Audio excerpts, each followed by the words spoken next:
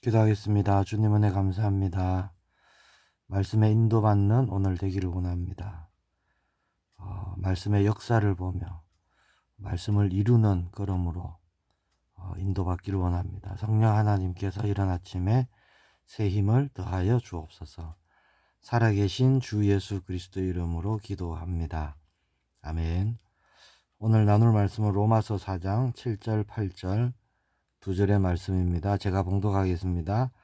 불법이 사함을 받고 죄가 가리어짐을 받는 사람은 복이 있고 주께서 그 죄를 인정하지 아니하실 사람은 복이 있도다 함과 같으니라. 아멘.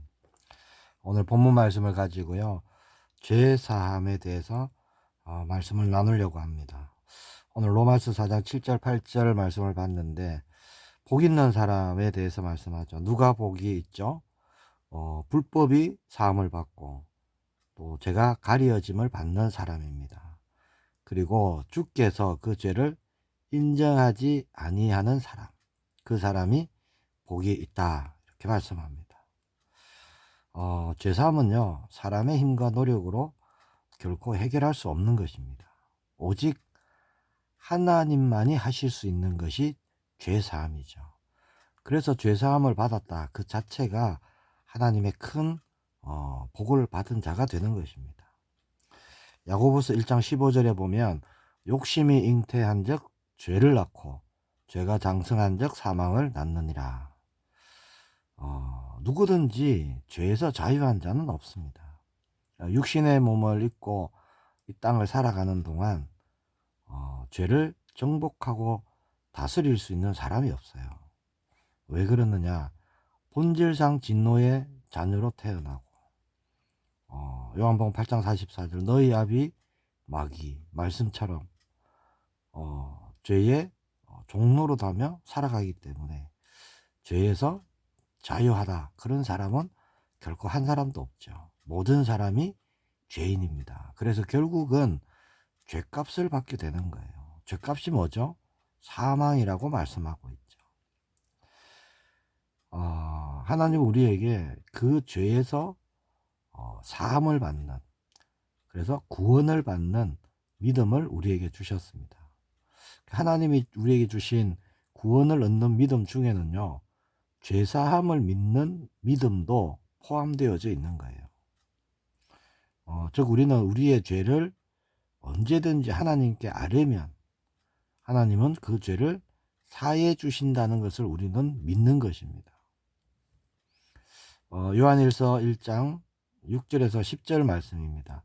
만일 우리가 하나님과 사귐이 있다 하고 어두움에 거하면 거짓말을 하고 진리를 행하지 아니함이거니와 그가 빛 가운데 계신 것 같이 우리도 빛 가운데 행하면 우리가 서로 사귐이 있고 그 아들 예수의 피가 우리를 모든 죄에서 깨끗하게 하실 것이요 만일 우리가 죄가 없다고 말하면 스스로 속이고 또 진리가 우리 속에 있지 아니할 것이요 만일 우리가 우리 죄를 자백하면 그는 미쁘시고 의로우사 우리 죄를 사하시며 우리를 모든 불의에서 깨끗하게 하실 것이요 만일 우리가 범죄하지 아니하였다 하면 하나님을 거짓말하는 이로 만드는 것이니 또한 그의 말씀이 우리 속에 있지 아니하니라.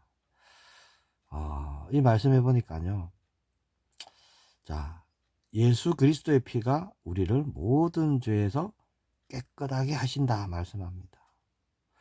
그래서 언제든지 우리가 우리 죄를 예수 그리스도 이름으로 자백하며 나아가면 9절 말씀처럼 하나님은 미쁘시고 의로우시기 때문에 우리를 깨끗하게 하신다는 것이죠. 죄의 결과는 뭐죠? 사망입니다. 로마서 6장 23절에 죄의 삭은 사망이요 라고 말씀하셨죠. 욕심이 잉태하고 죄를 낳고 죄가 장성하여 사망을 낳습니다. 아담 이후로 수많은 사람들이요, 사실 죄 문제 해결하기 위해서 각종 우상을 만들어 섬기고 또 고행도 하고 참선도 하고 또는 윤리 도덕 철학 이런 것으로 해결해 보려고 했으나 헛수고였죠. 그 누구도 죄 문제를 해결하지 못했습니다. 해결받지도 못했죠. 그 어떤 것도 죄 문제를 해결할 수 없는 겁니다. 어떤 방법으로도 사람을 죄로부터 해방시킬 수 있는 방법은 없었습니다. 왜 그렇죠? 한 사람도 예외 없이 모든 사람이 죄인이기 때문에 그런 거예요. 죄인이 죄인을 구원할 수가 없는 겁니다. 죄의 삭은 사망인데 누군가 죄 없는 사람이 다른 사람의 죄를 대신해서 죽어줘야 되는데 그렇게 죄 없는 사람이 이 땅에는 없다는 겁니다. 로마서 3장 10절에 보니까 기록된 바 의인은 없나니 하나도 없으며 깨닫는 자도 없고 하나님을 찾는 자도 없고 다 함께 치우쳐 함께 무익하게 되고 선을 행하는 자는 없나니 하나도 없도다 하십니다. 하나도 없어요. 한 사람도 의인은 없습니다. 그러니까 죄를 씻어줄 대신 죽어줄 사람이 아무도 없어요. 로마서 6장 23절에 보면요. 죄의 삭은 사망이요 하나님의 은사는 그리스도 예수 우리 주 안에 있는 영생이니라 그렇게 말씀합니다. 여기서 은사가 뭐죠? 선물이라는 뜻입니다. 한마디로 은혜라는 거예요. 하나님의 은혜는 그리스도 예수 우리 주 안에 있는 영생이니라. 그래서 죄의 삭은 사망인데 죄사함을 받았다. 그 자체가 은사입니다. 선물이고 은혜라는 것이죠. 하나님은 약속하신 구원자 예수 그리스도를 이 땅에 보내셔서 죄의 문제를 해결을 해 주셨습니다. 내가 받아야 하는 죄값, 우리가 받아야 하는 그 죄의 삭을 대신 죄 없으신 예수님이 받으셨다는 거예요. 그것이 십자가 사건이죠. 그 십자가에 예수님이 그 죽으신 그 죽으심이 내 죄를 사하신 일이다. 자, 그렇게 믿어질 때 나에게 있던 우리에게 있던 그 죄가 사함을 받는 거예요. 그 믿음을 보시고 하나님은 죄 없다, 깨끗하다 라고 인정해 주시는 것이죠. 히브리서 9장 28절에 이와 같이 그리스도도 많은 사람들의 죄를 담당하시려고 단번에 들이신 바 되셨고 그렇게 말씀합니다. 자, 그러면 예수 그리스도의 죄사함은 어떤 죄사함일까요? 오늘 본문 로마서 4장 7절에서 8절에 나온 이 세 가지 단어의 원어의 뜻을 찾아보면 알 수 있습니다. 먼저 사함이란 단어가 나오죠. 사함은요, 깨끗이 제거되었다 라는 뜻입니다. 또 죄가 가리어짐이란 단어가 나오죠. 이거 뭐냐? 보이지 않게 덮어버렸다는 겁니다. 그리고 세 번째는 죄를 인정하지 아니하신다는 거예요. 즉 아예 죄라고 여기지 아니하신다는 겁니다.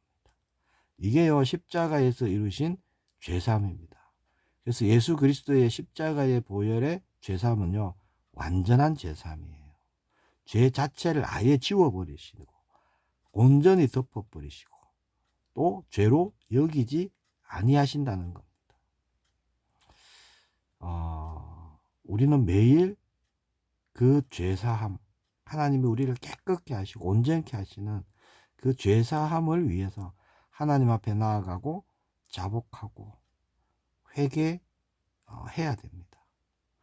회개하면요 끝나는 거예요. 그것으로 충분한 것입니다. 예수님의 십자가의 복음, 십자가에 피 흘리시면 단번에 영원한 제사가 되기 때문에 그 이름으로 나아가서 회개하는 것이면 충분한 것입니다. 그러면 요한일서 1장 9절의 말씀과 같이 하나님은 미쁘시고 의로우시기 때문에 우리 죄를 사해 주십니다. 모든 불의에서 깨끗하게 해주시는 것이죠. 그런 분들이 있습니다. 십자가에서 다 이루었다 하시고 죄사함 받았다 하는데 왜 매일 자복하고 회개해야 됩니까? 이런 분이 있죠. 자, 십자가의 죄사함은 어떤 죄사함이죠? 원죄에 대한 것입니다. 하나님 없이 살아왔던 그 죄에 대한 것이죠. 그리고 그동안 예수님을 알기 전까지 예수님을 믿기 전까지 지어왔던 알고 지었던 모르고 지었던 그런 모든 불법에 대한 죄의 뜻이 뭐라 그랬죠? 빗나간 화살이죠. 하나님과 뜻과 빗나간 모든 삶의 열매들, 거기에 대한 죄사함입니다. 자, 죄사함 받고 구원받고 천국 백성이 되고 하나님의 백성이 되면은, 하나님의 자녀가 되면은, 그러면 더 이상 죄와 상관이 없느냐? 그렇지 않다는 거죠. 육신의 몸을 입고 살아가는 동안 끊임없이 우리는 범죄한다는 겁니다. 악한 생각을 하고 하나님의 뜻과 상관없고 하나님의 은혜를 모르고, 이것도 죄죠. 하나님 찾지도 않고 구하지도 않고 나를 생각하고, 너무나 죄가 많습니다. 그럼 그 죄는 어떻게 합니까? 더 이상 죄를 짓지 않으면 상관이 없는데 또다시 죄를 짓게 된다는 것이죠. 자, 예수님 믿기 이전에는요, 죄를 지으면 해결할 방법이 없어요. 그대로 그냥 사망입니다. 그러나 예수님을 믿고 구원받은 하나님의 자녀에게는, 자, 어떤 권세가 주어지죠? 죄 사함 받는, 자, 그 축복이 주어진 것입니다. 예수님을 받고 구원 받았기 때문에 이제 예수님의 피가 얼마든지 언제든지 내 죄를 깨끗하게 하여 주시기 때문에 우리는 살아가는 동안 매일매일 짓게 되는 그 죄를 가지고요, 언제든지 하나님 앞에 나아가면, 예수 그리스도 이름으로 나아가면, 용서를 구하고 회개하면, 돌이키면 하나님은 얼마든지 용서해 주신다는 겁니다. 이게요, 복이에요. 오늘 본문에서 말씀하시는 복 있는 자라는 겁니다.